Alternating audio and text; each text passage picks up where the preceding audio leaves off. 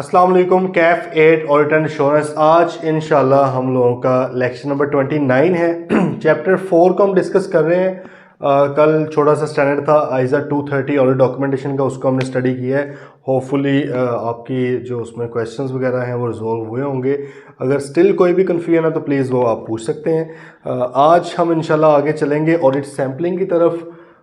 Audit sampling जो है जी आपका स्टैंडर्ड इम्पोर्टेंट स्टैंडर्ड था। पिछले जो अभी रिसेंट पेपर हुआ था उसके अंदर इसमें पूछा भी गया है। तो ऑडिट सैम्पलिंग है जी आपका आइजा 530। इसको इंशाल्लाह आज हम कुछ देखेंगे, कुछ इसको हम फिर कल देखेंगे। ठीक है जी।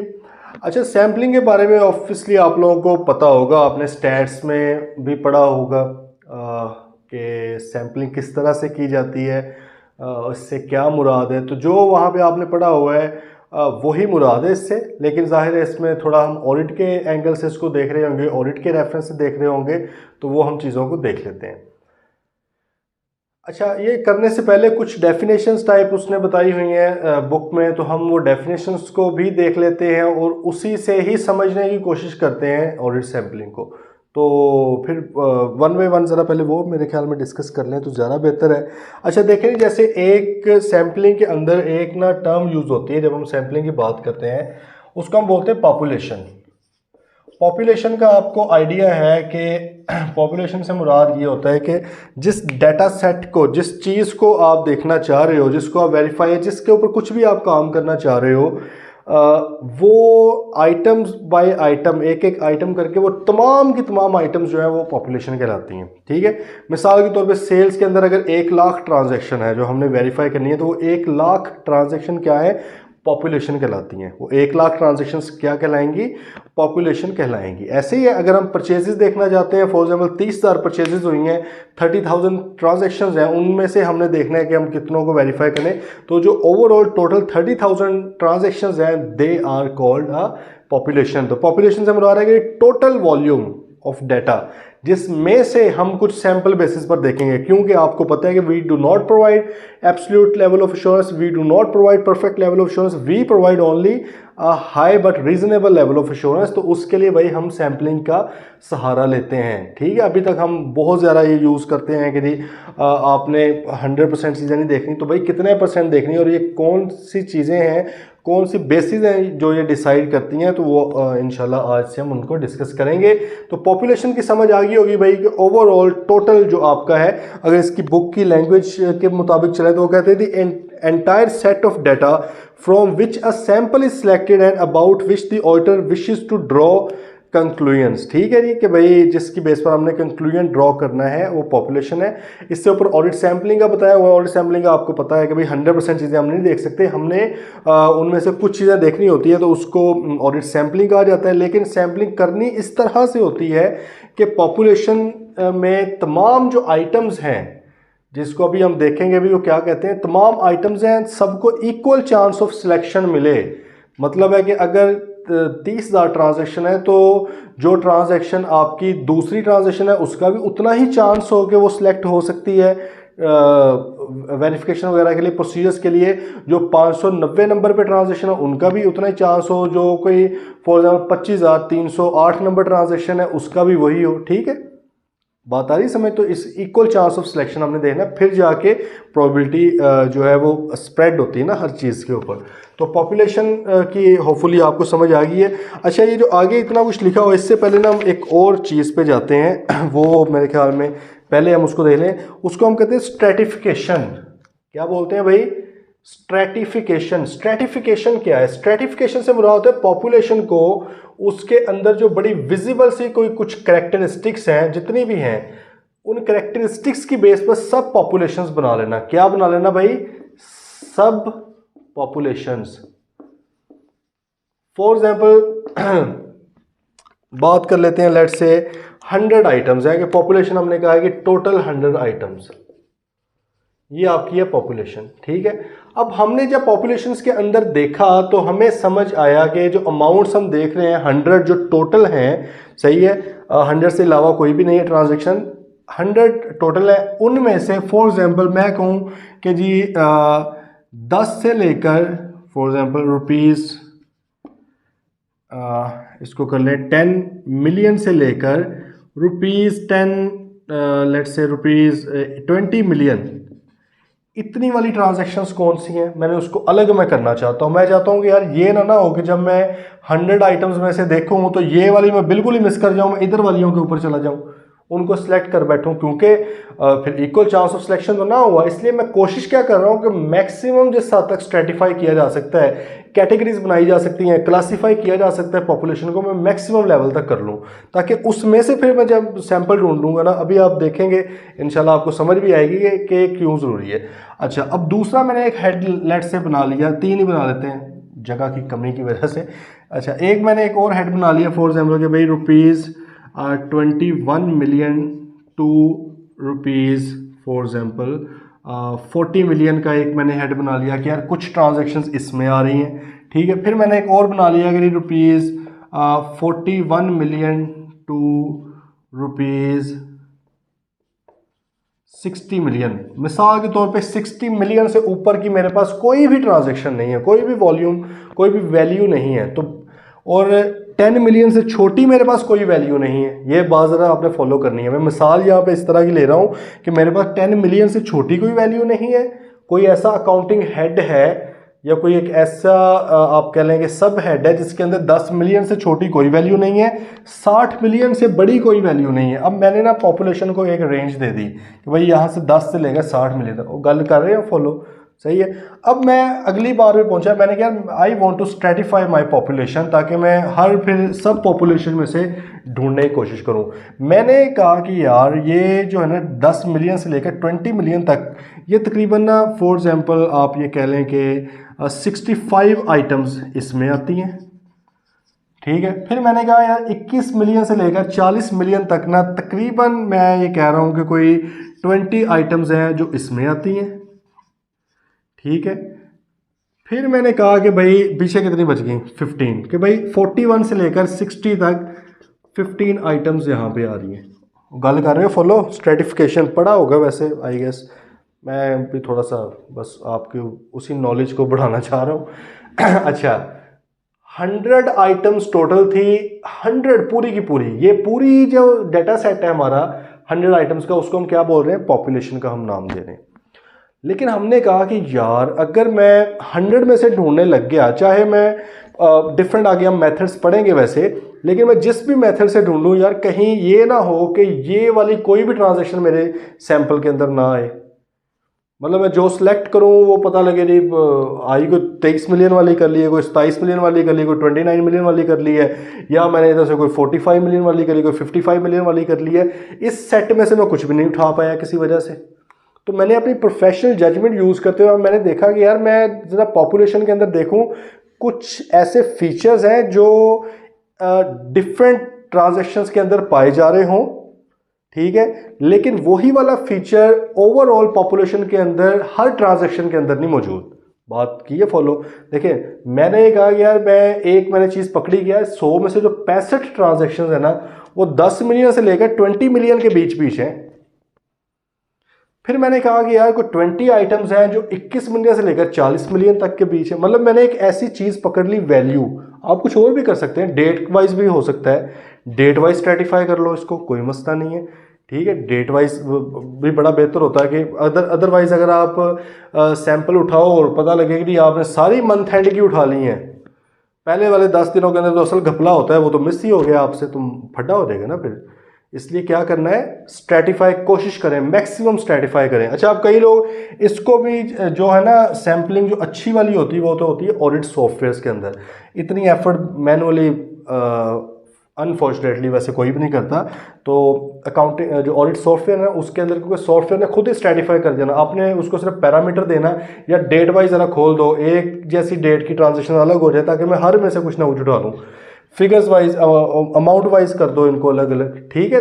सप्लायर वाइज अलग अलग कर दो। सेल्स में आपने कहा कि यार ये ना हो कि किसी खास सप्लायर की बल्कि कस्टमर की, और परचेज में आपने कहा किसी खास सप्लायर की ट्रांजैक्शन में मिस ही कर जाऊं, कहीं ये ना हो जाए, तो क्यों ना मैं अपनी सेल्स को या परचेजेस को मैं अपना जो है स्ट्रेटिफाई कर लूँ उन कस्टमर के हवाले से या सप्लायर के हवाले से। इस तरह आपने कहा यार सेल्स में कहीं कोई महीने की सेल्स रह ना जाए उसमें से कोई ट्रांजेक्शन वेरीफाई होने से, आपने उसको मंथ वाइज खोल दिया यार 12 महीने की सेल दिखाओ, हर महीने में से कुछ कुछ हम उठाएंगे। इसको स्ट्रेटिफिकेशन कहते हैं। बात कर रहे हैं ना फॉलो। अब इसका फ़ायदा क्या होगा कि यार कुछ ना कुछ मैं इधर से भी उठाऊंगा, कुछ ना कुछ इधर से भी, कुछ ना कुछ इधर से भी। हर आइटम को 100 की 100 आइटम को, हर आइटम को इक्वल चांस ऑफ सिलेक्शन मिलेगा। सो this process of categorizing or classification of your population into subpopulations is called a stratification। क्या बोलते हैं भाई? stratification। आगे गल समझ। स्ट्रेटिफिकेशन की अब डेफिनेशन देख लेते हैं पहले। उसने क्या कहा था? Process of dividing a population into सब पॉपुलेशंस। एक पॉपुलेशन को सब पॉपुलेशंस के अंदर हमने डिवाइड कर लिया। हम अब 100 में से भी सैंपल उठाएंगे, हम ये इस 65 में से कुछ उठाएंगे, कुछ इस 20 में से, कुछ इस 15 में से, ताकि हर जगह से कुछ ना कुछ हमारे हिस्से में आता जाए। इक्वल चांस ऑफ सिलेक्शन मिलने क्या की ज़्यादा मतलब इफेक्टिवनेस आ सकती है। Each of which is a group of sampling units which have similar characteristics often monetary value. उसने कहा कि भाई हमने फॉर एग्जाम्पल इसको 3 हिस्सों में डिवाइड कर दिया, हर ग्रुप के पास सिमिलर कैरेक्टरिस्टिक है। इसकी सिमिलर कैरेक्टरिस्टिक क्या है कि 65 आइटम 10 मिलियन से लेकर 20 मिलियन के बीच में फॉल करती हैं। 20 की 20 आइटम 21 मिलियन से 40 मिलियन में फॉल करती हैं। 15 की 15 आइटम 41 मिलियन से 60 मिलियन के अंदर फॉल करती हैं। इस तरह अगर आपने सेल को कर लिया जी मंथ वाइज, तो अब उसकी 12 आपने स्ट्रेटिफाई कर दिया, 12 पॉपुलेशन बना दी है। जनवरी वाले के अंदर फीचर क्या है कि उसके अंदर जितनी भी ट्रांजैक्शन है उनके अंदर एक म्यूचुअल फीचर है कि वो सारी की सारी जनवरी के अंदर हुई हैं, जनवरी मंथ के अंदर। कोई अगस्त वाली हैं, सारी की सारी अगस्त के अंदर हुई हैं। बात आ रही है समझ आपको? इस तरह फिर आप बेहतर तरीके से इसकी पॉपुलेशंस को डिवाइड कर लेते हैं, सब पॉपुलेशन बना लेते हैं। अच्छा, अब इसके फ़ायदे नुकसान भी हैं। मेनली तो फ़ायदे ही होते हैं। नुकसान ये है कि टाइम लगता है स्ट्रेटिफाई करने में। अगर ऑडिट सॉफ्टवेयर मौजूद नहीं है तो फिर ज़्यादा इशू होता है। इसको ज़रा देख लेते हैं। आज आगे आए ज़रा, उधर आप देखते हैं इसको मतलब आगे से कुछ हिस्सा अभी हम डिस्कस कर लेते हैं स्ट्रेटिफिकेशन के ऊपर। आप आ जाएं। ये जो पेजेस आप लोगों का बुक वैसे दूसरी होगी तो चेंज भी हो सकते हैं। इसमें ना जो सिलेक्टिंग स्पेसिफिक आइटम्स है उसके नीचे एक स्ट्रेटिफिकेशन नाम से हेडिंग है। बोल्ड नहीं है वो, लेकिन उसको ढूंढ लें फिर सही है। ये जो है ना what constitute a miss statement और डेविएशन, इससे पहले मतलब जो है मिल गया होगा सही है। अब वो स्ट्रेटिफिकेशन की समझ आ गई है, अब उस पर थोड़ी सी बातें करने लगा। उसने कहा कि ऑडिट एफिशिएंसी में बी इम्प्रूव्ड। ऑब्वियसली एफिशिएंसी बढ़ जाती है, बजाय इसके कि आप 100 आइटम्स में से डायरेक्ट ही कुछ चूज़ करते बार में यार आता हो यार ये तो एक 70 मिलियन वाली अमाउंट तो मैंने देखी नहीं है, वो मिस हो गई। अच्छा, वो अभी देख कर निकले हैं, बाद में पता लगा यार ये जितनी मैंने चेक की हैं ये सारी की सारी क्या हुआ था साल के स्टार्ट होने में से मैंने मतलब कि 100 में से फॉर एग्जांपल 18 आइटम्स चेक की हैं, तो पता लगा कि वो 18 की 18 क्या है आपकी जुलाई और अगस्त के महीने कर ली, बाकी 10 महीनों का चेक ही कुछ नहीं हुआ। मसला हो गया ना। आप कहेंगे यार ये तो फिर इक्वल चांस ऑफ सिलेक्शन तो नहीं मिला सबको, मेरी तो सैम्पलिंग ख़राब है। हो सकता है कि बाकियों में कोई मसला हो। इसको कहते हैं सैम्पलिंग रिस्क, जो अभी हम इसके बाद डिस्कस करेंगे। तो भाई आपका स्ट्रेटिफिकेशन से सैम्पलिंग रिस्क क्या होता है कि यार कहीं कोई अगर मैं 100% देख लेता तो पता लगता मेरा कोई और ही ओपिनियन होता। मैंने सैम्पल बेसिस पे देखा है तो इसमें तो बहुत ज़्यादा चांसेस हो गए कि मिसस्टेटमेंट मिस हो गई होंगी। रिस्क तो मौजूद है ना ये। अब इस रिस्क को आप किस तरह से कम कर सकते हो, उसमें एक तरीका है स्ट्रेटिफिकेशन का, कि पॉपुलेशन को ओवरऑल ना आप देखो उसको सब पॉपुलेशन में डिवाइड करो ताकि कोई चीज़ मिस ना हो, उनमें से आप फिर सैम्पलिंग करो। अच्छा, इसलिए उसने कहा ऑडिट एफिशिएंसी मुराद क्या होता है? जल्दी किसी चीज़ का हो ना, क्वालिटी भी कंप्रोमाइज़ ना हो लेकिन काम भी कम रिसोर्सेज में जल्दी हो जाए। Audit efficiency may be improved if the auditor stratifies a population by dividing it into discrete subpopulations which have an identifying characteristic. The objective of stratification is to reduce the variability of items within each stratum. Stratum से मुराद उसको कहते हैं statistical आपका जो sample है, ठीक है, जो पॉपुलेशन है बेसिकली ये सब पॉपुलेशन है। And therefore allow sample size to be reduced without increasing sample risk. देखो हो सकता है कि 100 आइटम्स में से आप देखते किसी मेथडोलॉजी को फॉलो करते हुए जो कि हम पढ़ेंगे, आपने कहा कि 20 आइटम्स को मैं देखना चाहता हूं, लेकिन अब क्योंकि आपको था कि यार इसमें से पता नहीं डिफरेंट तरह की आइटम्स हैं, 20 में मुझे देख लेनी चाहिए। जब आपने इसको स्ट्रेटिफाई किया इतने खूबसूरत तरीके से और आपने इसको 10 में और लेट से कर लिया, मजीद स्ट्रेटिफाई कर करके पॉपुलेशन होगी छोटी। अब आपने कहा यार ये टोटल 20 देखने की बजाय ना क्यों ना मैं इसमें से 3 सिर्फ देखूं, क्यों ना इसमें से मैं सिर्फ 4 देखूं, क्यों ना इसमें से मैं 2 देखूं, किसी भी मतलब रीज़न हो सकता है कि आप ये जो टोटल देखेंगे ना सैंपल मिला के सबका, वो फॉर एग्जाम्पल बने 10 या 11 या 12, ठीक है।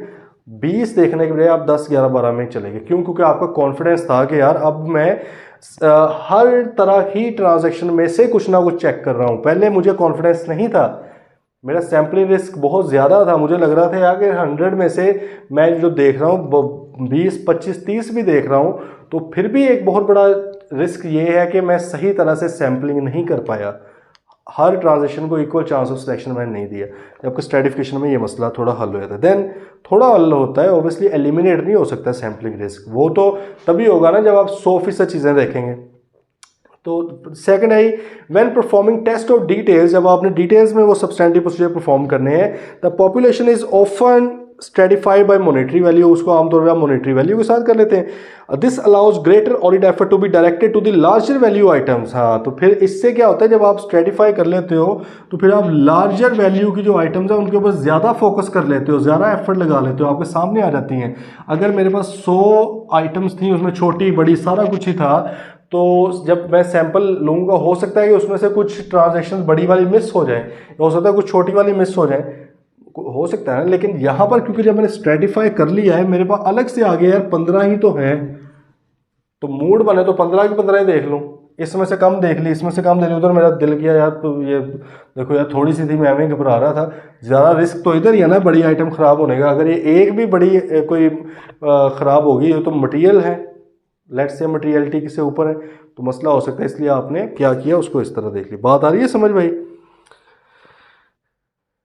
ठीक है। Third point, the result of audit procedures apply to a sample of items within a stratum can only be projected to the items that make up that stratum. To draw, ये बात जरा पहले पढ़ लें फिर समझते हैं। To draw a conclusion on the entire population, the auditor will need to consider the risk of material misstatement in relation to whatever other strata make up the entire population. For example 20% of the items in a population may make 90% of the value of an account balance. The auditor may decide to examine a sample of these items, मतलब वो 20% वाली को देख रहा है। The auditor evaluates the result of this sample and reaches a conclusion on the 90% of values separately from the remaining 10%। ठीक है, जिसके ऊपर अलग से एविडेंस लेना पड़ेगा।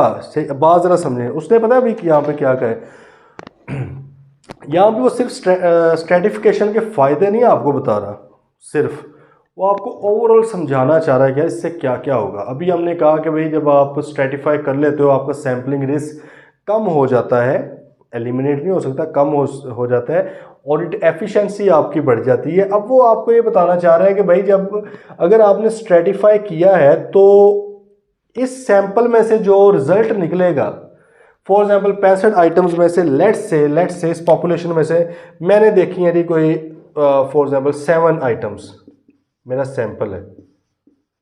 क्या है जी? मेरा सैंपल है 7 आइटम्स फॉर एग्जाम्पल, और 7 की 7 को मैंने देखा, प्रोसीजर परफॉर्म करके सब कुछ ओके है। क्या मैं कह सकता हूं कि भाई 100 की 100 ओके हो गई है? बात की है फॉलो। मैंने 100 आइटम्स को डिवाइड किया 3 हिस्सों में, 65 अलग होगी, 20 अलग होगी, 15 अलग होगी, ठीक है। 65 वाली में से मैंने 7 आइटम्स को देखा है। अब ये 7 आइटम्स बिल्कुल ठीक निकल आई हैं। क्या मैं कह सकता हूँ कि 100 की 100 ठीक है? मैं नहीं कह सकता। क्यों? क्योंकि भाईजान मकसद फोत हो गया, फिर सर्टिफिकेशन का मकसद फोत हो गया ना। मकसद क्या था कि भाई मैंने पॉपुलेशन को सब पॉपुलेशन में डिवाइड किया, हर पॉपुलेशन में से मैंने फिर सैंपल लिया, उसको देखा। तो ये सिर्फ इस अपनी हद तक प्रोजेक्ट कर सकते हैं। प्रोजेक्ट से मुराद क्या होता है? 65 में से 7 देखी, अपनी प्रोफेशनल जजमेंट और फॉर्मूले वगैरह लगा के मुझे लगा 7 सफिशिएंट है, अच्छा सैंपल साइज है, ठीक है, इसकी बेस पे मेरे पास एविडेंस आ रहेगा सफिशिएंट एंड अप्रोप्रिएट। 7 के 7 आइटम्स बिल्कुल ओके निकली, तो मैं ये कह सकता हूँ कि यार 65 आइटम्स ठीक हैं, मैं ये कह सकता हूँ। ठीक है। मैं ये नहीं कह सकता 100 आइटम्स ठीक है, क्यों? क्योंकि बाकियों को तो देखा ही नहीं है। ये वो आपको समझाना चाह रहे हैं कि हो सकता है फॉर एग्जांपल आपने ये जो 15 आइटम्स देखी हैं, ठीक है, ये देखें छोटी छोटी आइटम्स हैं, ये भी 10 से 20 मिलियन की है ना, ये भी 21 से 40 मिलियन। हो सकता है ये 15 मिलियन की जो 15 आइटम्स हैं जो इसमें फॉल कर रही हैं, ये इसका जो टोटल पॉपुलेशन का बैलेंस है, फॉर एग्जांपल टोटल इसका बैलेंस लेट से आप ये कर लें कि फॉर एग्जांपल है कोई 800 मिलियन का, 800 मिलियन का बैलेंस था, जिसको मैंने डिफरेंट हिस्सों में डिवाइड कर लिया। बैलेंस की बात हो रही है, ठीक। अच्छा, अब इसमें से 15 आइटम्स ये हैं, फॉर एग्जांपल ये जो 15 आइटम्स हैं ये 50-50 मिलियन की हैं। कितने की हैं? 50-50 मिलियन की एग्जांपल है ना। फिर लेकिन ये जितनी वैसे मैंने आइटम्स लिख ली है ना, तो उस हिसाब से ये बात फिर बननी नहीं है, या तो फिर ओवरऑल एग्जांपल बनानी पड़ेगी, ठीक है। तो अदरवाइज द सिंपल आप समझ लेंगे। फॉर एग्जाम्पल 50-50 मिलियन की, अब 15 इंटू 5 कितना होगा? आप ये देखेंगे भाई 750 मिलियन की तो सिर्फ इधर से निकल रही हैं, ठीक है। बात आई है आपको समझ? वो ये आपको समझाना चाह रहे हैं। सिर्फ मैं परसेंटेज की बात कर रहा हूँ, बाकी अभी आप देखोगे तो इधर भी हमने 20 लिखी है ना, मिनिमम 21 की भी हो तो 400 तो इधर से भी आ रहा है फिर, ठीक है। ये भी 10 की भी हो तो 650 इधर से भी। चलिए सीधी ना कर लें थोड़ी सी एग्जांपल आपको, ताकि फिर कुछ स्टूडेंट्स होते हैं ना, ऐसे वो क्वेश्चन करते करते 2+2 लिखना हो तो नीचे बंदा 5 लिख ले। उनको मसला सिर्फ ये होता है कि ये 4 क्यों नहीं लिखा, वो कॉन्सेप्ट नहीं समझना चाह रहे होते, उनको गलती के साथ होता है ज़्यादा, ठीक है। तो फॉर एग्जांपल हम अभी साफ कर लेते हैं, मतलब है कि अगर 50 की एक भी हो तो 750 मिलियन हो गया। अगर ये फॉर एग्जांपल हम 25 की ऑन एवरेज रख लेते हैं तो तकरीबन आपकी 500 तकरीबन इधर से आ गया, ठीक है। और इधर अगर हम कर लें तो आपका 650 के करीब ये हो रही हैं। हाँ, तो अगर हम लेट से कहते हैं कि भाई आपका फॉर एग्जांपल 1900 मिलियन का बैलेंस था, ठीक है, जिसमें से ये वाली जो आइटम्स हैं इनका अगर टोटल किया जाए तो फॉर एग्जांपल वो मिला के कोई 850 मिलियन बनती है, ठीक है। इनका अगर टोटल किया जाए तो अगर इन वालियों का टोटल किया जाए, ठीक है, तो ये फॉर एग्जांपल 20 आइटम है ऑन एवरेज। फॉर एग्जांपल ये तकरीबन मतलब कुछ 38 मिलियन की भी है, कुछ छोटी मोटी भी है, कर कर आके ना लेट से कोई 24 मिलियन की अमाउंट ऑन एवरेज है, या 25 मिलियन की ऑन एवरेज है। तो ये कितने की बन जाएगी? 500 मिलियन आपका इधर से आ गया, ठीक है। और इसी तरह फॉर एग्जांपल ये 65 है, तो लेट से ऑन एवरेज 10 मिलियन की ही अगर लगा ली जाए या 12 मिलियन की लगा ली जाए, तो चलो कर लेते हैं कुछ 700 मिलियन आपका इधर से आ गया, ठीक है। तो ये मेरे ख्याल में कितनी बन जाती है? 12, 8, 20, 50 तकरीबन होगी। हाँ, तो इसको हम लिख लेते हैं, ये आपकी 2050 मिलियन है। तो ये भाई 2050 मिलियन आपका पूरा हो गया। अब वो आपको ये कहना चाह रहा है कि सर ये जो 850 मिलियन आपको मिला है, ठीक है, फॉर एग्जांपल ये 15 आइटम्स में से आपने सैंपल देखा, जब सैंपल आपने देखी 3 आइटम्स, वो 3 की 3 आइटम्स बिल्कुल ठीक आ चुकी हैं। तो अब उसकी बेस पर क्या हम ये कह सकते हैं कि भाई 2050 मिलियन का बैलेंस सारे का सारा ओके है? क्या हम ये बात कह सकते हैं? हम ये बात नहीं कह सकते। हम ये ज़रूर प्रोजेक्ट करके कह सकते हैं यार 850 मिलियन वाला बैलेंस ओके है, क्योंकि वो इधर से बना है, इनको मिला के सारी की सारी अमाउंट का नहीं हम कह सकते। क्यों? क्योंकि उसके अंदर भाई बाकी भी तो शामिल है, ठीक है। उनके ऊपर हमको अलग से प्रोसीजर परफॉर्म करने पड़ेंगे। इस तरह उसने एग्जांपल देते हुए एक ज़रा एक्सट्रीम लेवल की एग्जांपल दी है कि अगर आपने टोटल देखी है 20% ट्रांजैक्शंस का वॉल्यूम कितना है? ओनली 20%, ठीक है। मतलब है कि आइटम्स अगर काउंट की जाए तो सिर्फ 20% वो ट्रांजैक्शंस हैं, लेकिन जब उनका वॉल्यूम देखा जाता है टोटल करके तो वो जो अमाउंट बनती है वो टोटल अमाउंट का 90% बन जाती है। तो जब आपने वो 20 आइटम्स के ऊपर सैंपल लगाया और उसकी बेस पर आपने देखा कि आप कह सकते हैं कि भाई 100% का 100% बैलेंस ठीक है, आप नहीं कह सकते। आप कहेंगे 90% बैलेंस ठीक है, बाकी का जो 10% बैलेंस बच चुका है उसको अब आपको अलग से उसके ऊपर सैंपल लेना पड़ेगा, या अगर वो इमटेरियल है, छोटा है, तो उसको छोड़ना पड़ेगा। बात आ गई समझ? फॉलो किया आपने बात? तो ये भाई सिनेरियो सारा, ठीक है जी। ये स्ट्रेटिफिकेशन की वजह से आप का हुआ ना इस सिस्टम। देन वो कह रहे हैं if a class of transaction और account balance has been divided into strata different population में, the misstatement is projected for each stratum separately. वो यही तो कह रहा है कि भाई अगर ये अलग अलग से आपने स्ट्रेटिफाई करके इसको अलग स्ट्रेटम मतलब सब पॉपुलेशंस बना दी हैं, तो हर एक पॉपुलेशन, ये जो सब पॉपुलेशन है, इसकी अलग अलग मिस्ड स्टेटमेंट प्रोजेक्ट की जाएगी, ठीक है, अलग अलग से प्रोजेक्ट किया जाए। फॉर एग्जांपल 7 आइटम्स इसमें से 65 में से देखी है, एक आइटम में मसला निकल आया, ठीक है, और वो मसला निकल आया फॉर एग्जांपल आप ये कह लें कि 2 मिलियन का, लेट्स से 2 मिलियन का आ गया।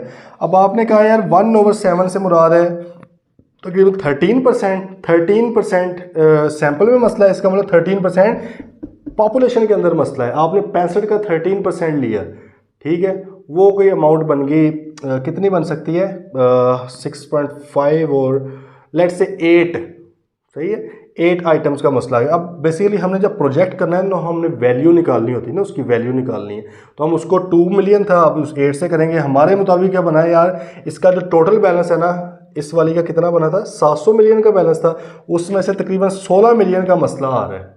ये हमने प्रोजेक्ट किया कि भाई अगर एक आइटम में 2 मिलियन का मसला आ रहा है, तो इसका मतलब है कि उसकी बेस पर हमने कैलकुलेशन करके निकाला है कि भाई ओवरऑल इन 65 आइटम्स के अंदर कितने का मसला आ रहा है, 16 मिलियन का तकरीबन, ठीक है। तो वो हमने इसके मुताबिक देख लेना है कि क्या वो मटेरियल है या नहीं है। ओके, बात आई समझ। तो भाई आपने अलग अलग देखना है। Projected misstatements for each stratum are then combined when considering the possible effect of misstatement on the total class of transition. अब वो कहता है कि भाई लेट्स से इसमें से भी कुछ मसाइल निकल आए, लेट्स से अमाउंट्स के हिसाब से, फॉर एग्जाम्पल 16 मिलियन का इसमें मसला निकला है, इस तरह कुछ कर आगे 18 मिलियन के मसले इधर निकल आए, पता लगा कि 30 मिलियन के मसले इधर निकल आए। अब आपने टोटल देखा 16 मिलियन प्लस 18 प्लस 3, आपने कहा कि भाई ये तकरीबन कितना बन जाता है, 64 बन गया तकरीबन, ठीक है। आपने कहा 64 मिलियन का मसला आया है इस पॉपुलेशन के अंदर। फॉर एग्जाम्पल वो पॉपुलेशन है अकाउंट पेएबल की, तो आपने कहा यार अकाउंट पेएबल जो है 64 मिलियन से मिसस्टेटेड है। अब आपके पास 1 बाय 1 डिटेल मौजूद है कि 64 मिलियन किस तरह बना। क्लाइंट के पास गए, आपने कहा भाई ये मसाइल है, इसको सही करो, उसने सही कर दिया, ठीक है। नहीं सही किया तो उसके ऊपर भी आप फिर रिपोर्ट दे सकते हैं अपनी। बात आई है समझ, फॉलो की है। स्ट्रेटिफिकेशन कितनी ज़्यादा अहम है भाई, जितनी ज़्यादा स्ट्रेटिफाई करते जाओगे, चीज़ों को खोल खोल के चीज़ों को देखते जाओगे, उतना बेहतर आप सैंपल उठा सकते हो, ठीक है जी। चलें जी, आए ज़रा पीछे। स्ट्रेटिफिकेशन आपकी होपफुली समझ आ गई है, ठीक है। अच्छा, अब एक ना टर्म है सैम्पलिंग यूनिट। क्या टर्म है जी, सैम्पलिंग यूनिट। सैम्पलिंग यूनिट से मुराद है कि पॉपुलेशन के अंदर मौजूद हर आइटम जिसके पास इक्वल चांस ऑफ सिलेक्शन है, उसको सैम्पलिंग यूनिट बोला जाता है। अगर आप स्ट्रेटिफाई नहीं करते, आपने कहा नहीं मैं नहीं करता, ज़रूरी तो नहीं है, प्रैक्टिस है, अच्छी प्रैक्टिस है, कर लें तो बहुत अच्छी बात है। आपका देखें कितना ज़बरदस्त वो सैंपल साइज़ निकल सकता है, रेलेवेंट सैंपल साइज़ निकल सकता है। लेकिन आपने कहा यार मैं नहीं करना चाहता, ना करो भाई। ये जो 100 आइटम्स मिलके पॉपुलेशन बना रही है ना, इसमें से हर एक आइटम को क्या बोलेंगे, सैम्पलिंग यूनिट बोलेंगे। क्या बोलेंगे, सैम्पलिंग यूनिट, सही है। 100 आइटम्स का मतलब क्या है जी, 100 सैम्पलिंग यूनिट्स। हर ट्रांजैक्शन, हर वो चीज़ जिसको आप सेलेक्ट कर सकते हो सैम्पलिंग के लिए, that is called a sampling unit. लेकिन अगर आपने इसको सब पॉपुलेशंस में डिवाइड कर लिया, मतलब है कि आपने स्ट्रेटिफाई कर लिया है, तो 65 आइटम से मुराद क्या है, 65 sampling units, 20 sampling units, 15 sampling units, ठीक है भाई। इधर भी लिख देता हूँ, SCU से मुराद में ये ले रहा हूँ। और गल है ये समझ, अगर आप स्ट्रेटिफाई नहीं करते, आपकी अपनी मर्जी है, प्रोफेशनल जजमेंट है, आपने मजदूरी ज़्यादा करनी है, करते रहे, तो आपने भाई उसको नहीं किया। आपके लिए अब ये जितनी भी आइटम्स हैं, 100 हैं, 250 हैं, 10 लाख हैं, 50 लाख हैं, जितनी भी ट्रांजेक्शन हैं जिनको आप वेरीफाई करना चाह रहे हो इन अ गिवन हेड, ठीक है, वो आपके लिए हर एक आइटम एक सैम्पलिंग यूनिट कहलाएगी, ठीक है। अगर आप स्ट्रेटिफाई कर लो, सब पॉपुलेशन बन गई, फिर हर सब पॉपुलेशन के अंदर जाके हर जितनी जितनी आइटम्स हैं वो हर आइटम को क्या बोलेंगे, सैम्पलिंग यूनिट बोल देंगे। सैम्पलिंग यूनिट की डेफिनेशन देखें। The individual items constituting a population, ठीक है, जो इंडिविजुअल आइटम जो पॉपुलेशन बना रही हैं या सब पॉपुलेशन बना रही है, in case of stratification they are called a sampling unit. The sampling units might be physical items, वो कहते हैं फिजिकल आइटम्स भी हो सकते हैं, ज़रूरी नहीं कि वैल्यू के हिसाब से ही आपने ट्रांजेक्शन के हिसाब से देखना है। ये भी हो सकता है कि भाई फिक्स एसेट्स वेरीफाई करने गए, पता लगा कि जी 500 फिक्स एसेट्स पड़े हुए हैं। अब क्या 500 के 500 देखने लग जाए भाई वहाँ पे? हम वहाँ पर भी स्ट्रेटिफाई कर सकते हैं। वैसे इंटरेस्टिंगली हमने कहा यार अच्छा 500 तो फिक्स एसेट है ना, अच्छा इसमें से फर्नीचर कितना है? 65 है जी। अच्छा इसमें से एसी कितने हैं? 20 हैं। अच्छा इसमें से फैंस कितने हैं? इतने हैं। अच्छा इसमें कंप्यूटर कितने हैं? 50 पड़े हुए हैं। इसमें से गाड़ियाँ कितनी हैं? 8 पड़ी हुई हैं। बात आई है समझ? बजाय इसके कि वो 500 में से सैंपल निकालने में पता लगे कोई एक आधा हेड मिस हो गया उसमें, ठीक है, आपने मतलब 500 में से कहा यार फला फला फला फला इन नंबर वाली ट्रांजेक्शन को उठा लो, उन चीज़ों को देखो, सही है। या फिक्स एसेट की लिस्ट आ गई आपके पास 1 से लेकर 500 तक, आपने कहा यार अच्छा 70वां फिक्स एसेट देख लो जो भी है, ठीक है। अच्छा ये करो कि 50वां देख लो, चलो 230 नंबर देख लो, अच्छा 518 नंबर देख लो। अब इसमें हो सकता है कि आपके सैंपल के अंदर क्या हुआ कि मिस भी हो गए कुछ हेड्स, तो उससे बेहतर नहीं उनको भी स्ट्रेटिफाई करो फिजिकल आइटम्स को, तो उनके मुताबिक, ताकि हर एक में से कुछ ना कुछ सैंपल बेसिस पे देखा जा सके। फिजिकल एसेट्स वेरीफाई करने का, स्टॉक वेरीफाई करने का मतलब ये नहीं होता कि आपने उधर एक एक चीज़ आगे गिनने लग जानी है, उधर भी ऑब्वियसली सैंपल बेसिस पे होगा, वरना अगर हज़ारों लाखों बल्कि स्टॉक की आइटम्स हैं सारी की सारी तो नहीं देखी जा सकती वहाँ पे। आ गई बात समझ? चलें, अच्छा सैम्पलिंग यूनिट की बात, अब ज़रा ऊपर आ जाए दोबारा। सैम्पलिंग रिस्क देख लेते हैं। सैम्पलिंग रिस्क से क्या मुराद है? और कोई है यहाँ पे? हाँ बस ठीक बात भाई। पॉपुलेशन की समझ आ गई है। ओवरऑल आइटम्स, टोटल पॉपुलेशन, इसको चाहो तो सब पॉपुलेशन में डिवाइड कर सकते हो बेस्ड ऑन सम फीचर्स जो डिफरेंट ट्रांजेक्शन में, डिफरेंट चीज़ों में एक तरह के फीचर्स नज़र आ। जैसे हमने फर्नीचर की बात की है तो वो सारा मतलब फर्नीचर को अलग कर दिया, उनके अंदर एक खासियत क्या है कि फर्नीचर है। आपने कहा एसीज़ को सबको अलग कर दो, ठीक है, वो छोटा बड़ा जो भी एसी हैं उनको अलग कर। अच्छा अब अगर आप मज़ीद उसमें जाना चाह रहे हैं कि भाई 1.5 टन वाले को अलग करना है, 1 टन वाले को अलग करना है, ताकि ये ना हो कि फॉर एग्जाम्पल एक कंपनी है उसके अंदर कोई बहुत बड़ा कॉर्पोरेट स्ट्रक्चर है, उनका 70 एसी लगे हुए हैं, ये ना हो गया यार हम जो सारे वेरीफाई कर रहे हैं वो 1 टन वाले कर रहे हैं, हम 1.5 टन वाला रह ही जाए सैंपल के अंदर, तो आप मज़ीद भी कर सकते हो। स्टैंडर्ड आपको नहीं रोकता, स्टैंडर्ड आपको कहता है कि भाईजान जितनी ज़्यादा डिटेल में डेप्थ में जाओगे उतना आपके लिए बेहतर है। और अगेन टेलिंग यू कि ये चीज़ें मैनुअल करते हुए थोड़ी सी मौत पड़ती है, लेकिन जब ऑडिट सॉफ्टवेयर होता है ना, सॉफ्टवेयर में आपने सिंपल एक रन करना है कि भाई इनके अंदर फ़लाँ चीज़ म्यूचुअल मुझे नज़र आई है, ये पैरामीटर, इसकी बेस पर जितनी इसकी स्ट्रेटिफिकेशन हो सकती है बना दो, वो आपको बिल्कुल एंड लेवल तक लेयर्स में लेकर चले जाएगा, ठीक है। वो पहले आपको क्या करेगा, पीपी की अगर बात की जाए, आपको उसने मेन फिक्स एसेट के अंदर कर दिया, फिर उसने भाई उन फिक्स एसेट्स के अंदर कैटेगरीज क्या है, फर्नीचर है तो उसके अंदर टेबल कितने हैं, उसके अंदर चेयर्स कितनी है, वो उधर ले गया। अगर आपके कंप्यूटर्स हैं तो उसके अंदर वो कंप्यूटर एंड एक्सेसरीज में आपको ले गया, मॉनिटर कितने पड़े हुए हैं, सीपीयूज वगैरह कितने हैं, लैपटॉप्स कितने हैं, प्रिंटर्स कितने हैं, स्कैनर कितने हैं, वो आपको उसने दिखा दिया अलग अलग से लिस्ट। गाड़ियों में गए, वो आपको गाड़ियों की दिखा देगा कि भाई अच्छा 800 सीसी वाली कितनी है, 1300 सीसी वाली कितनी है, 1000 सीसी वाली कितनी, बात आ रही समझ, ताकि आपके पास ज़्यादा से ज़्यादा स्ट्रेटिफिकेशन हो कि भाई कोई मिस ना हो पाए चीज़। अच्छा मिस वो अगेन वो मतलब नहीं है कि 100 की 100 ही अब मैं देख लूँगा, नहीं, अब मेरे पास सैंपल इस हद तक डाइवर्सिफाइड सैंपल है, स्ट्रेटिफाइड सैंपल है कि मैं उठाऊंगा सैंपल ही और थोड़ी चीज़ें देखूंगा, लेकिन अब कोई भी हेड, कोई भी एक सब पॉपुलेशन मिस नहीं हो सकती मेरे से, तो मेरा सैम्पलिंग रिस्क कम हो जाता है, ठीक है। चलो इस सैम्पलिंग रिस्क के ऊपर ही आ जाए। वो कहते हैं सैम्पलिंग रिस्क क्या है? The risk that the auditors conclusions based on a sample may be different from the conclusions if the entire population was subjected to the same audit procedure। बहुत ज़्यादा समझ नहीं है। सैम्पलिंग रिस्क से मुराद क्या है? सैम्पलिंग रिस्क से मुराद ये है कि भाईजान मैंने फॉर एग्जांपल चलो स्ट्रेटिफाई भी कर लिया है, स्ट्रेटिफाई करने से सैम्पलिंग रिस्क कम हो सकता है, एलिमिनेट नहीं हो सकता। एलिमिनेट क्यों नहीं हो सकता? क्योंकि वो सिर्फ एक सूरत में एलिमिनेट हो सकता है, अगर 100 की 100 आइटम्स मैं देखूं, वो तो नहीं मैं देखता, ठीक है, तो मैंने सैम्पल बेसिस पे करना है। अच्छा अब फॉर एग्जांपल भाई मैंने इस इधर जो सैंपल निकाला है, मैं यहाँ पे लिख देता हूँ, मैंने जो सैंपल उठाया है उसको उठाने का तरीका आगे देख लेते हैं। तो भाई सैंपल जो मैंने उठाया, मैंने कहा इसमें 7 देख रहा हूँ, 20 में से मैं लेट से 3 देख रहा हूँ, ठीक है, 15 में से फॉर एग्जाम्पल मैंने कहा बड़ी बड़ी आइटम्स भी हैं, चलो यार इसकी इस 4 देख लेते हैं, ठीक है। अच्छा अब देखें मैंने टोटल देखी हैं कोई कितनी, 15 आइटम्स देखी हैं, 15 आउट ऑफ 100, लेकिन 7 out of 65, 3 out of 20 and 4 out of 15, अच्छा, अब मेरा रिस्क अभी भी मौजूद है ना? क्या रिस्क है यार? मैं डर रहा हूँ कि यार मैंने ना 65 में से 7 देखी हैं, अगर मैं 65 की 65 देख लेता ना तो हो सकता है कि मैं किसी और नतीजे के ऊपर पहुंचता। हो सकता है कि जो मैंने 7 देखी हैं इनके अंदर मुझे मसला नज़र नहीं आया, बाकी 58 के अंदर कोई ऐसी आइटम है जिसके अंदर मसला है। अब मुझे पता नहीं है ना, कि क्योंकि मैं तो सैंपल बेसिस पे कर रहा हूँ। मैंने डरते डरते एक और आइटम उठाई, मैंने कहा चलो यार इसको भी देख ही लूँ, मैं 8वीं भी उठा ली।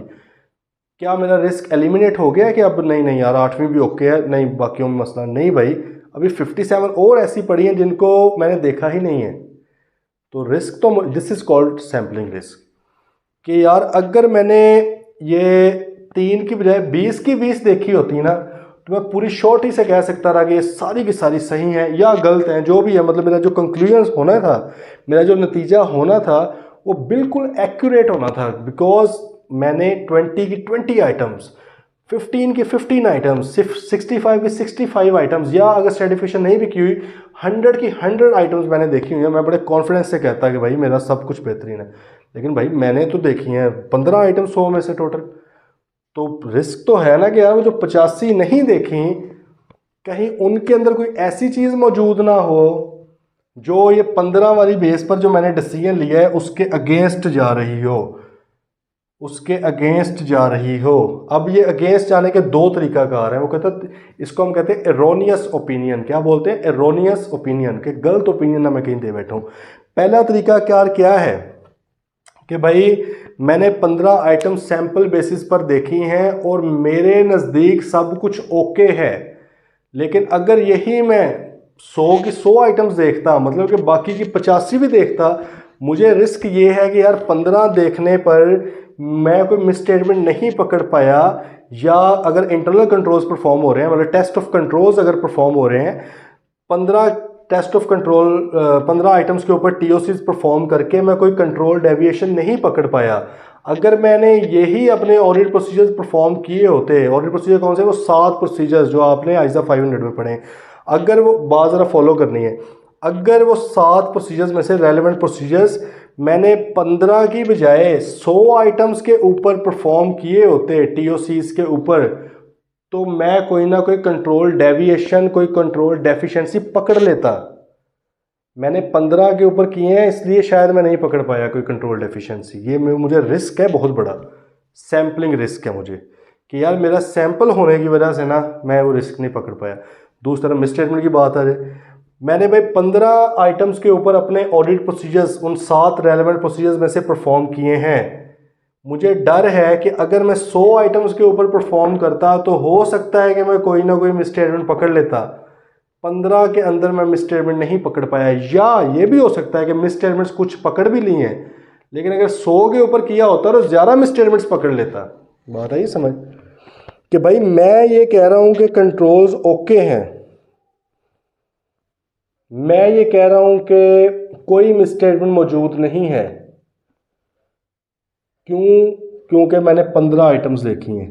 कहीं ये ना हो कि मैं 100 देखता तो मैं ये कुछ और कह रहा होता। This is my sampling risk, this is my sampling risk, और ये ज़्यादा ख़तरनाक है।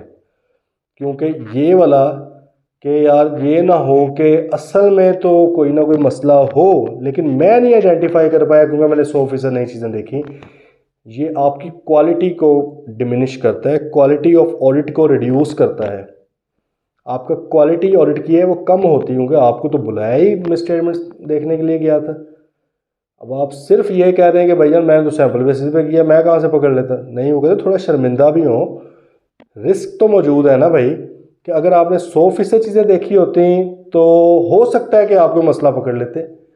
आपने 15% देखी हैं, आपको कोई मसला नहीं आया या कम आए हैं। अगर 100 देखी हो तो ज़्यादा आ सकते हैं। सही, ये आपकी क्वालिटी ऑफ ऑडिट के पे सवाल उठाता है। दूसरा ओपिनियन भी एक हो सकता है, वो क्या है कि यार मैंने 15 आइटम्स देखी हैं, टेस्ट ऑफ कंट्रोल्स परफॉर्म किए हैं, इसमें से मैंने कहा कि भाई लेट्स से जो 8 आइटम्स थी 8 ट्रांजेक्शन्स या 8 प्रोसीजर्स थे जो मैंने टीओसीज के ऊपर परफॉर्म किया, मुझे एविडेंस मिल गया है कि भाई कंट्रोल्स वीक हैं 8 के ऊपर। मैंने 8 डिवाइडेड बाय 15 किया तो तकरीबन 50% 55% आ गया उसका जवाब। और मैंने क्या कह दिया कि भाई जान कंट्रोल रिस्क मौजूद है 50% का। क्यों? क्योंकि सिर्फ 50% कंट्रोल काम कर रहे हैं। कंट्रोल रिस्क होते हैं ना रिस्क को मटीरियल मेजरमेंट में ऐड करने के लिए।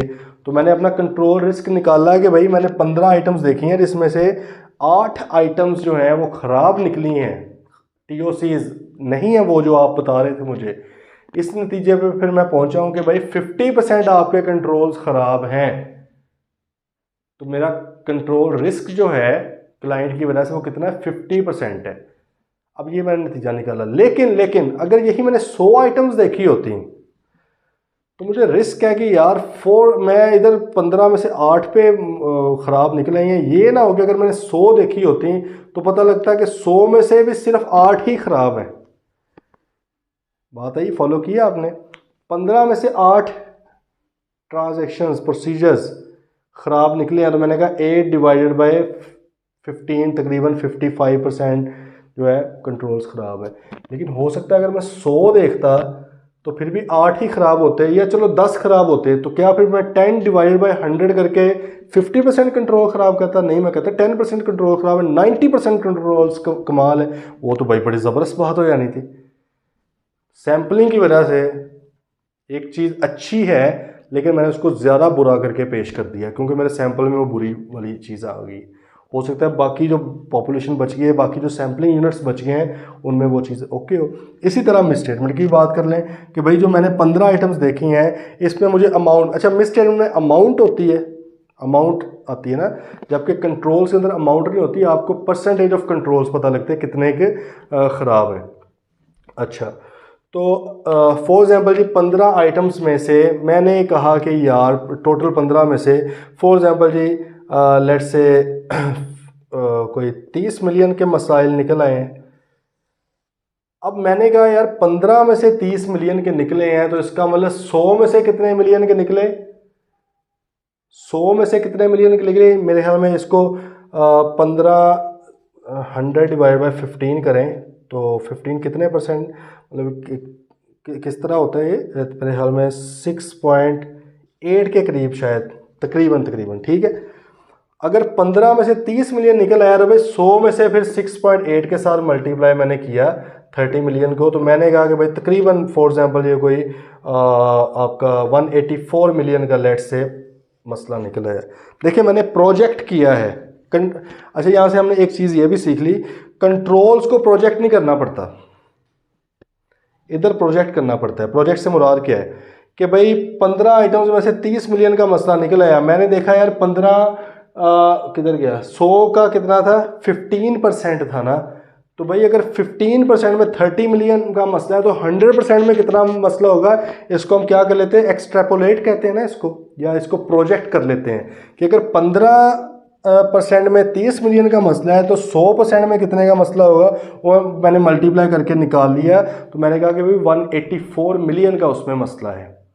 कंट्रोल्स के अंदर ये क्योंकि अमाउंट नहीं होती तो कंट्रोल्स में सिंपल होता है कि भाई जो आपने सैंपल सेलेक्ट किया है जितनी परसेंटेज उसके अंदर मसला है ना, उतना ही टोटल ओवरऑल मसला है। बात आई समझ? कंट्रोल्स को प्रोजेक्ट करने की, टेस्ट ऑफ कंट्रोल्स को प्रोजेक्ट करने की ज़रूरत नहीं होती, उसके रिजल्ट को प्रोजेक्ट करके टोटल पे नहीं लेके जाया जाता। सिंपल आप कहते हो अगर 15 देखी थी 5 खराब है, सही है, तो चलो इसका मतलब क्या है कि 33% खराब है। सीधा पूरे कंट्रोल जो है 33% खराब है, उसको आप मल्टीप्लाई डिवाइड कुछ भी नहीं करते, सिंपल सी आप बात कर देते हो कि भाई 33% ख़राब है टोटल में से, ठीक है।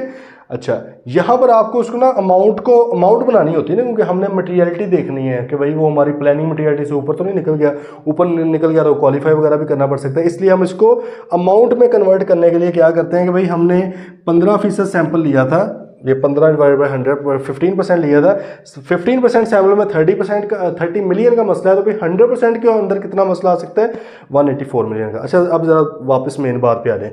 मैंने ये प्रोजेक्ट करके कह दिया कि 184 मिलियन का मसला है। अब मुझे ये रिस्क है, मुझे ये शक है, मुझे ये गिल्ट है या रिग्रेट है कि यार अगर मैंने 15 की बजाय 100 आइटम्स देखी होती तो हो सकता है कि ये 15 में से तो 30 का मसला निकला है, यही फड्डे वाली ट्रांजेक्शन थी। हो सकता है कि 100 में से टोटल जो मसले निकलने थे ना, फॉर एग्जांपल वो 30 के ही निकलते, या आप कह लोगे वो फॉर एग्जांपल कोई 58 मिलियन के निकलते। ठीक है, मैं यहाँ पे एग्जांपल ले रहा हूँ कि मैंने 15 आइटम देखी तो 30 मिलियन के मसले निकले, मैंने पूरी की पूरी 100 देख ली हैं तो 58 के मसले निकले हैं।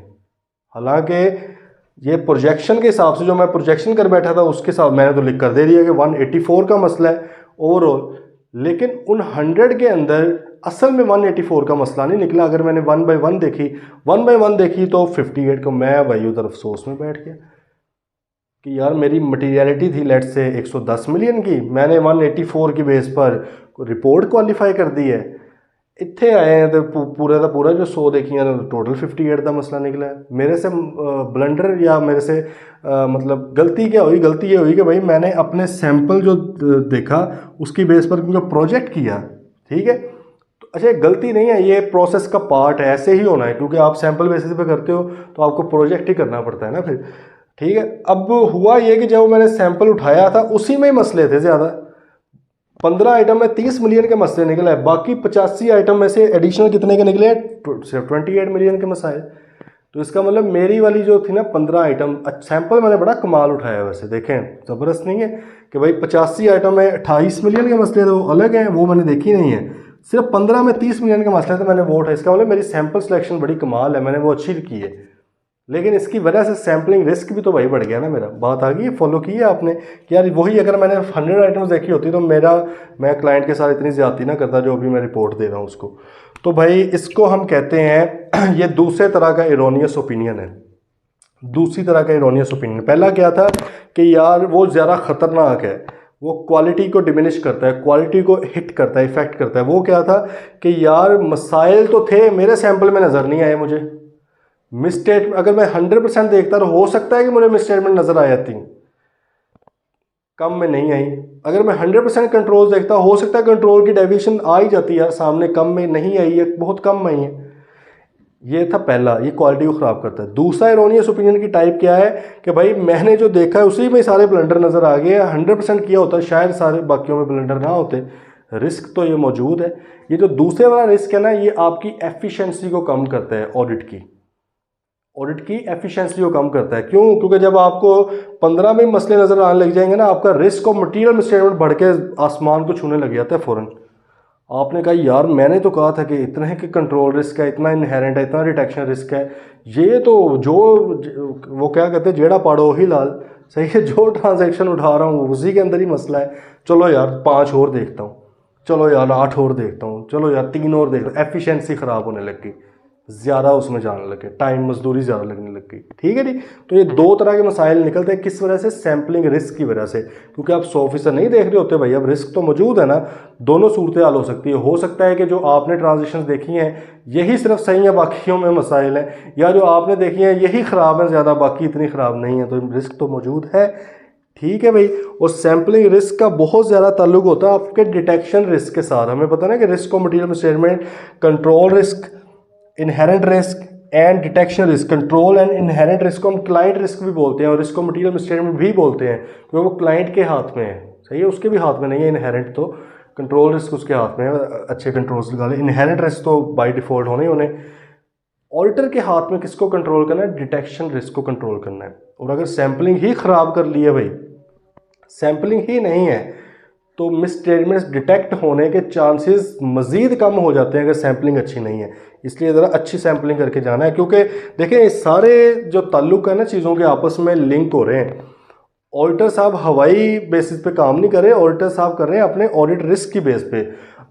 And audit risk is the function of inherent risk and control risk which is also called client risk and risk of material misstatement. मैं बार बार आपको बताता हूँ ताकि अगर कहीं आए तो आपको पता हो गया किसकी बात हो रही है, ठीक है। Risk of material misstatement and detection risk. अब रिस्क ऑफ मटीरियल मिसस्टेटमेंट है क्लाइंट के रिस्क दोनों, हमारे हाथ में क्या था? Detection risk. हमने पहले तो सेट करना है कि हमारा ऑडिट रिस्क एक्सेप्टेबल लेवल क्या है, किस हद तक हम इसको कर सकते हैं एक्सेप्ट, ठीक है। फिर हमने देखना है कंट्रोल रिस्क क्या है, डिटेक्शन रिस्क क्या है, वो इनहेरेंट रिस्क क्या है, वो हमने लिख लिए। अब हमने अपने डिटेक्शन रिस्क को इतना कि उसको मैनिपुलेट करना है या इस हद तक लेकर आना है कि हमारा ऑडिट रिस्क एक्सेप्टेबल हो। अगर तो भाई डिटेक्शन रिस्क बहुत कम करके भी मैक्सिमम आप जितनी कोशिश कर 0% कभी भी नहीं हो सकता। क्यों? क्योंकि आपने सैम्पल बेसिस पे काम करना है, सैम्पलिंग रिस्क मौजूद है, 0% नहीं हो सकता। लेकिन आपने मैक्सिमम कोशिश करके उसको नीचे लाए हैं, फिर भी वो ऑडिट रिस्क एक्सेप्टेबल लेवल से ऊपर है, तो फिर आप भाई क्लाइंट पकड़ो ही ना। वो क्यों अपने पाँव पे कुल्हाड़ी मारने को बैठे हुए कुछ पैसों के लिए, ठीक है। लेकिन अगर आप उसको कम कर लें, कम करने के डिफरेंट तरीके हैं, जिसमें से एक तरीका, एक रीज़न काम क्या है, सैम्पलिंग रिस्क। बाकी और भी हैं, एक नॉन सैम्पलिंग रिस्क का भी देख लेते हैं। सैम्पलिंग रिस्क को कम करें, वो कैसे कम होगा? बेहतर से बेहतर मेथडोलॉजी के तहत सैंपल उठाएं, स्ट्रेटिफिकेशन करें, ताकि चीज़ों के नज़रअंदाज होने के चांसेस कम हो जाए। बात आ गई होगी होपफुली समझ। अब नीचे आ रहे हैं नॉन सैम्पलिंग रिस्क। अब ये भी एक रिस्क है। हमने कहा था कि भाई कंक्लूजन कहीं गलत ना मैं निकाल बैठूं सैम्पलिंग रिस्क की वजह से। सैंपल अगर ना लिया होता, फुल देखा होता, तो शायद कुछ और नतीजा होता, ठीक है। तो भाई नॉन सैम्पलिंग रिस्क भी होता है कि गलत कंक्लूजन पे तो पहुंच गए हैं, लेकिन उसकी रीज़न सैंपल नहीं है। सैंपल बिल्कुल ओके है, किसी और वजह से पहुंच गए हैं। और वजह क्या हो सकती है, जो कि आप लोग अनफॉर्चुनेटली पेपर में भी करेंगे? गलत ऑडिट प्रोसीजर गलत जगह पे लगा देना, वो रेलेवेंट ही नहीं था प्रोसीजर, या कई बार वो सफिशेंट नहीं है, हर जगह पे इंक्वायरी लिख के आ जाएंगे, इंक्वायरी कर लेंगे। अब सैंपल बेचारे का क्या कसूर है? सैंपल तो बड़ा ज़बरदस्त है, आपने प्रोसीजर सही वाला नहीं लगाया। वहाँ पे जहाँ पे एक्सटर्नल कंफर्मेशन भेजनी है, वहाँ पे रिकैलकुलेशन करी जा रहे हैं, खुद ही देखी जा रहे हैं चीज़ों को, इररेलेवेंट प्रोसीजर्स परफॉर्म कर रहे हैं। तो कई बार क्या होता है जी, प्रोसीजर सही नहीं परफॉर्म किए, या प्रोसीजर परफॉर्म करने की टाइमिंग ठीक नहीं है, सही टाइम के ऊपर प्रोसीजर एक्सटेंड वगैरह, वो एक्सटेंड तो सैंपल में आती है ना, नेचर टाइमिंग प्रोसीजर्स की सही नहीं है, या इंटरप्रेट नहीं सही तरह कर पाए किसी चीज़ को, आप किसी लॉ को, किसी स्टैंडर्ड को, किसी अकाउंटिंग स्टैंडर्ड की रिक्वायरमेंट को, किसी ऑडिट स्टैंडर्ड की रिक्वायरमेंट को सही इंटरप्रेट नहीं कर पाए, गलत तरह से अप्लाई कर दिया। अब सैंपल बेचारे का क्या कसूर है? ये तो आपकी अपनी कॉन्फिडेंस है। तो वो कहता है कि भाई नॉन सैम्पलिंग रिस्क भी मौजूद है, कि कई बार उनकी वजह से भी आप जो है गलत नतीजे पे पहुंच जाते हैं। देन एनॉमली की बात आ गई। एनॉमली से मुराद क्या है? एनॉमली से मुराद है अब मिसस्टेटमेंट और डेविएशन। अच्छा, ये दोनों बात इसलिए कर रहा है क्योंकि कंट्रोल्स में भी सैम्पलिंग करनी है ना, आपने टेस्ट ऑफ कंट्रोल भी 100% तो नहीं देखने, मतलब जितने भी कंट्रोल्स उनके लगे हुए हैं, क्या एक एक चीज़ को देखोगे? सैम्पल बेसिस पे कुछ ट्रांजेक्शन देखनी है। उसने किसी भी चीज़ का अगर कहा यार हमारे पेमेंट्स ऑथराइज होती हैं, आपके तमाम पेमेंट्स को देखने लग जाओगे ऑथराइज हुई हैं कि नहीं? नहीं भाई, कुछ को देखोगे ना, ठीक है, वो सैम्पलिंग पे करना है। तो कंट्रोल्स अगर वीक है किसी जगह पे, उसको कहा जाता है डेविएशन, मतलब कहा कुछ था हो कुछ रहा है, दैट इज डेविएशन। और मिसस्टेटमेंट का आपको पता है, वो कहते हैं मिसस्टेटमेंट और deviation that is demonstrably not representative of misstatement और डेविएशन इन अ पॉपुलेशन, उसको एनॉमली कहा जाता है। ये समझ लें, बड़ी एक लॉजिकल सी बात है। वो ये कह रहा है कि भाई अगर आपको कोई मिसस्टेटमेंट नज़र आई है, लेकिन उस तरह की मिसस्टेटमेंट आमतौर पर पूरी पॉपुलेशन के अंदर नहीं पाई जाती, तो उसको एनॉमली कहा जाता है, ठीक है। या अगर कोई कंट्रोल डेविएशन आपको नज़र आई है, लेकिन आमतौर पे वो पूरी पॉपुलेशन में नहीं है। फॉर एग्जांपल क्लाइंट ने कहा कि भाई हम कोई एंट्री संडेज को पास नहीं होती, सिर्फ एक एंट्री पूरे साल के अंदर आपको मिली है, और वो भी कोई मटेरियल भी नहीं है, कोई छोटी मोटी एंट्री, आप उसको एनॉमली कह सकते हो। क्योंकि देखें, अगर आपको कोई मिसस्टेटमेंट या डेविएशन नज़र आई है, बड़ा ज़रूरी है कि वो पॉपुलेशन को रिप्रेजेंट कर रही हो। रिप्रेजेंट से मुराद क्या है? आपने भाई प्रोजेक्शन भी तो करनी है ना उसकी बेस पे, जैसे आपने प्रोजेक्शन की है। अब अगर वो कभी एक आधी बार हुई है कोई चीज़, अच्छा, अब ये भी ज़रूरी नहीं है कि हर एक आधी बार होने वाली चीज़ को आप नॉर्मली कह दें, नहीं नहीं, इसको नंबर के साथ आप कर ही नहीं सकते। ये मैं एग्जांपल दे रहा हूँ, नंबर के साथ नहीं आप कह सकते जी अगर पूरे साल में सिर्फ एक बार हुआ तो वो नॉर्मली है, नहीं नहीं।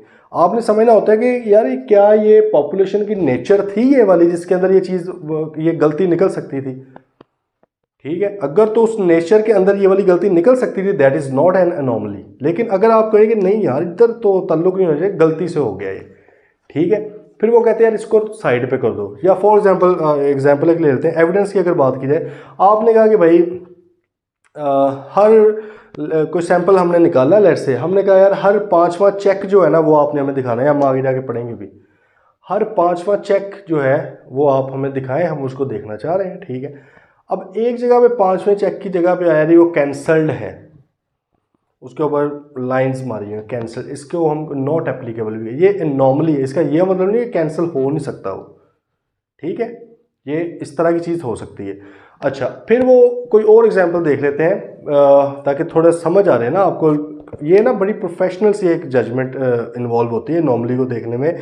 आपने कहा कि भाई कोई कंट्रोल्स आपने देखे हैं किसी और तरह के, फॉर एग्जांपल आपने कहा कि यार उन्होंने कहा हुआ था यार हर 5 मिनट बाद पासवर्ड चेंज होता है, हर 5 मिनट बाद क्या होता है जी, पासवर्ड चेंज होता है। एक बार आपने देखा यार 5 मिनट बाद नहीं चेंज हुआ, 6.5 मिनट बाद चेंज हुआ है।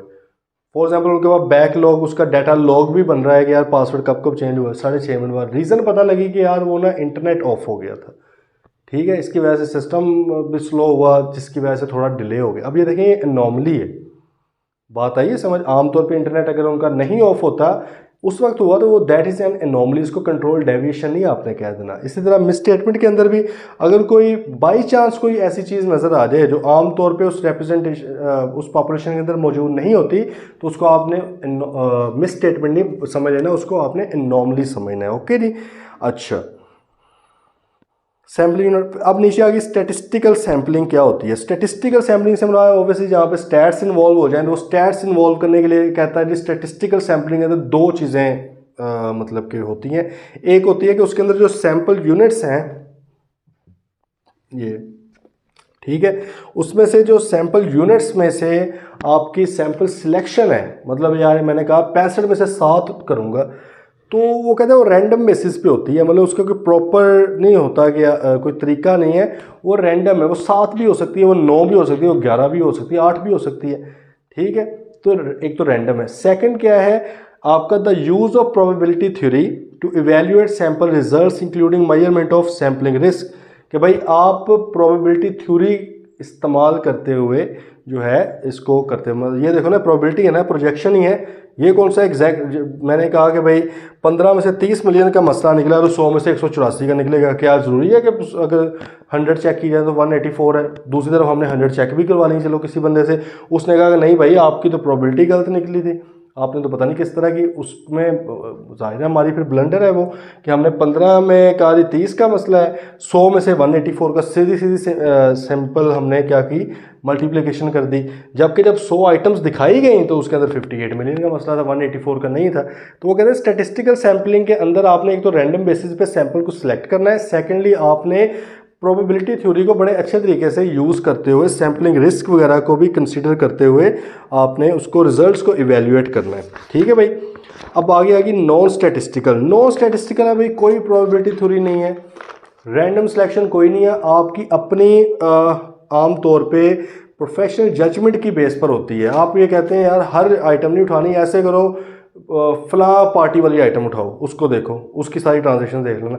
अच्छा चलो ऐसे करो हफ्ते के दिन जो जो ट्रांजेक्शन, अब इसका मतलब है कि रैंडम नहीं हो रहा काम, प्रॉपर एक आप अपनी प्रोफेशनल जजमेंट यूज़ करते हुए कर रहे हो, और इसके अंदर स्टैटिस्टिकल या साइंटिफिक टूल कोई इस्तेमाल नहीं होता, आपकी प्रोफेशनल जजमेंट है।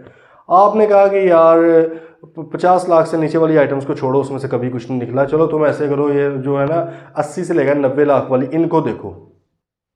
ठीक है, क्योंकि हमने कहा है स्ट्रेटिफिकेशन हम करते हैं कि लाजमी नहीं है, ये इससे सिर्फ ये होता है कि आपका सैम्पलिंग रिस्क कम हो सकता है। ठीक है, और आपकी जो एफिशिएंसी है ऑडिट की क्वालिटी वगैरह भी है वो बढ़ सकती है, लेकिन कोई ज़रूरी थोड़ी है कि करना ही करना है। तो कहते हैं no statistical sampling is an approach that does not have characteristic 1 and 2, मतलब है कि ना तो वो रैंडम 1 and 2 से मेरा ऊपर वाली, ना तो वो रैंडम सिलेक्शन उसके अंदर होती है, ना ही उसके अंदर जो दूसरा है आपका कोई प्रोबेबिलिटी वगैरह यूज़ होती है। इसको जजमेंटल सैम्पलिंग भी कहते हैं। Instead it is based on a judgemental opinion by the auditor about the results of this sample. ठीक है, एक तो वो सैंपल सिलेक्शन भी जजमेंटल होती है, रिजल्ट्स को भी वो अपनी बेस पर ही करता है। इधर देखे ना हमने प्रोबेबिलिटी अपनाई थी कि भाई ये इतने % है, अगर यही होती नॉन स्टैटिस्टिकल सैम्पलिंग तो मैंने क्या कहना था यार 15 में से 30 है, यार मेरे ख्याल में 100 में से 70 का होगा, यह मैं जजमेंट अपनी लगा रहा हूँ, नॉन स्टैटिस्टिकल, मैंने कोई प्रोबेबिलिटी वगैरह यूज़ नहीं की। आ गई है बात समझ। अच्छा, स्ट्रेटिफिकेशन हो गई है। अब नीचे बात आ गई tolerable miss statement and tolerable rate of deviation. Simple बात है, टॉलरेबल मिसस्टेटमेंट से मुराद वो मॉनेटरी वैल्यू, वो अमाउंट जो आपको लगता है कि यार अगर इस हद तक मिसस्टेटमेंट होगी तो मैं इग्नोर करूंगा, टॉलरेट करूंगा, कोई मसला नहीं है। इससे ऊपर जाएगी ना तो मैं देखना पड़ेगा। अच्छा, ये अब ये नहीं आप इसको कह सकते कि ये प्लानिंग मटीरियलिटी, वो जो हमने ओवरऑल मटीरियलिटी निकाली थी प्रॉफिट बिफोर टैक्स वगैरह की बेस पर बेंचमार्क लगाए, वो वाली नहीं है। उसको नहीं आप कह सकते हैं कि यार 10 मिलियन से नीचे वाली सबको मैं छोड़ूंगा, इससे ऊपर मैं देखूंगा नहीं। उससे ऊपर तो देखना ही देखना पड़ना है भाई, उसके ऊपर तो रिपोर्ट ही सीधी सीधी क्वालिफाई हो जाएगी, मॉडिफाई हो जाएगी। आप ये उससे नीचे अमाउंट सेट करते हो। अब कुछ लोग होते हैं वो परफॉर्मेंस मटीरियलिटी को सेट कर लेते हैं कि यार ये जो परफॉर्मेंस मटीरियलिटी की अमाउंट है उस हद तक अगर गलतियाँ आएंगी तो ठीक है, लेकिन अगर ये परफॉर्मेंस मटीरियलिटी ब्रीच होने लगी तो फिर मुझे अलर्ट होना पड़ जाएगा, फिर मुझे ज़्यादा फोकस से काम करना पड़ेगा, क्योंकि अब ये ओवरऑल मटीरियलिटी की तरफ बात जाएगी। याद है ना ISA 320, वो याद कॉन्सेप्ट का बेहतर होना बड़ा ज़रूरी है इस बात को समझने के लिए। इसको हम कहते हैं टॉलरेबल रेट ऑफ मिसस्टेटमेंट। अच्छा, परफॉर्मेंस मटीरियलिटी भी हो सकती है या इससे भी नीचे आप रख सकते हैं उसको। थ्रेशोल्ड भी, ट्रिवियल थ्रेशोल्ड भी आमतौर पे कह दिया जाता है। आप कहें कि यार नहीं परफॉर्मेंस मटीरियलिटी तो नहीं, चलो उसका 10%, चलो उसका 15%, इससे नीचे वाली को मैं इग्नोर करूँगा, इससे ऊपर वालियों को मैं इग्नोर नहीं कर सकता अगर कोई मिसस्टेटमेंट हुई तो। ठीक है, इस तरह टॉलरेबल रेट ऑफ डेविएशन के यार कितने एक मसाइल हैं, कितने एक कंट्रोल्स की डेविएशंस हैं जिनको आप माफ़ कर सकते हो। सही है, आप कहोगे कि यार नहीं इतना हुआ तो फिर मैं समझूंगा कि कंट्रोल रिस्क इतना ख़ास नहीं है, लेकिन इससे ऊपर निकला है फिर मैं कंट्रोल रिस्क को प्रॉपरली परसेंटेज के साथ देखने लग जाऊंगा। मिसाल के तौर पे अगर मैं कहूँ 15 में से एक ट्रांजेक्शन अगर ख़राब निकल आई, कोई नहीं यार मैं इसको समझूंगा कंट्रोल्स इफेक्टिवली काम कर रहे हैं। लेकिन हाँ, अगर एक से ऊपर निकल आई ना फिर मुझे देखना पड़ेगा, फिर मैं कहूँगा 2/15 ख़राब है, 3/15 ख़राब है। बात आई है समझ? तो ये टॉलरेबल जो है रेट ऑफ डेविएशन भी मैंने अपने लिए एक सेट किया हुआ है।